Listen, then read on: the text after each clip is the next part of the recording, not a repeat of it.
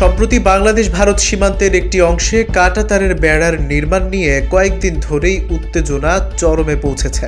চাঁপাইনবাবগঞ্জ এবং নওগাঁ জেলা সংলগ্ন সীমান্তে ভারতের অংশে বেড়ার নির্মাণ নিয়ে বাংলাদেশ অংশ থেকে বাধা দেওয়া হয়েছিল। এমন পরিস্থিতিতে উত্তেজনা বৃদ্ধি পায় বাংলাদেশ ও ভারতের সীমান্তরক্ষীদের মধ্যে। বিদ্যমান পরিস্থিতিতে সীমান্তরক্ষীদের সঙ্গে দুই দেশের সাধারণ মানুষও অংশ নিয়েছিল।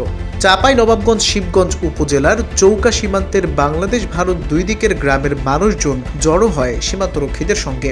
তবে বাংলাদেশ অংশে বেশি সংখ্যক লোক জড়ো হয়েছে, যার কয়েকটি ফুটেজ নেট দুনিয়ায় রীতিমতো ভাইরাল হয়েছে।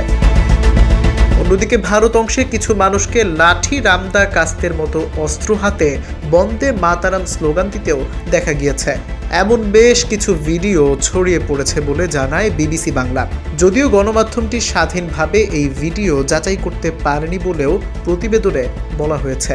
গণমাধ্যমের তথ্য মতে চৌকা সীমান্তের অপর প্রান্তে বেড়া নির্মাণের তৎপরতা দেখা গেলে বিজিবি থেকে এ নিয়ে বাধা দেওয়া হয় এবং সাময়িকভাবে কাজ থামানো হয়। নিয়ম অনুযায়ী সীমান্ত আইন থেকে 150 গজের মধ্যে কিছু করা হলে সেটা অপর পাশের সীমান্তরক্ষী বাহিনীকে সঠিক নিয়ম মেনে অবহিত করতে হয়। কিন্তু এই ক্ষেত্রে ভারতের বিএসএফ বাংলাদেশের বিজিবিকে জানায়নি বলে জানান lieutenant colonel Kibria. BBC Bangla স্থানীয় সাংবাদিকদের বরাতে জানায়, 7 ও 8 জানুয়ারি সীমান্তে ব্যাপকভাবে মানুষ জমায়েত বেড়ে যায়। ভারতের দিকেও বিএসএফ এর সাথে সেখানকার স্থানীয় কিছু লোকজন অংশ নেয়। বাংলাদেশের অংশের মানুষ ভারতের উদ্দেশ্যে এবং ভারতের অংশের মানুষ বাংলাদেশের উদ্দেশ্যে স্লোগান দেন বলে জানান বিনোদপুর ইউনিয়ন পরিষদের চেয়ারম্যান মোহাম্মদ রুহুল আমিন। কাউসার আহমেদ দামের নামের এক সাংবাদিকের বরাতে বিবিসি বাংলা জানায়, বাংলাদেশ অংশের মানুষের মধ্যে উৎসাহ উদ্দীপনার পাশাপাশি উৎকণ্ঠাও ছিল।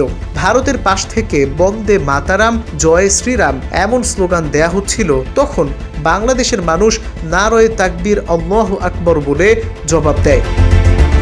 তবে সবশেষ সেক্টর কমান্ডার পর্যায়ের সৌজন্য সাক্ষাতের পর বিষয়গুলো ঊর্ধ্বতন পর্যায়ে অবহিত করা হয় এবং এখন পরিস্থিতি স্বাভাবিক রয়েছে। 9 জানুয়ারি বৃহস্পতিবার থেকে আর নির্মাণ কাজ চালানো হয়নি বলে জানায় 59 বিজিবি ব্যাটালিয়নের অধিনায়ক লেফটেন্যান্ট কর্নেল গোলাম কিবরিয়া।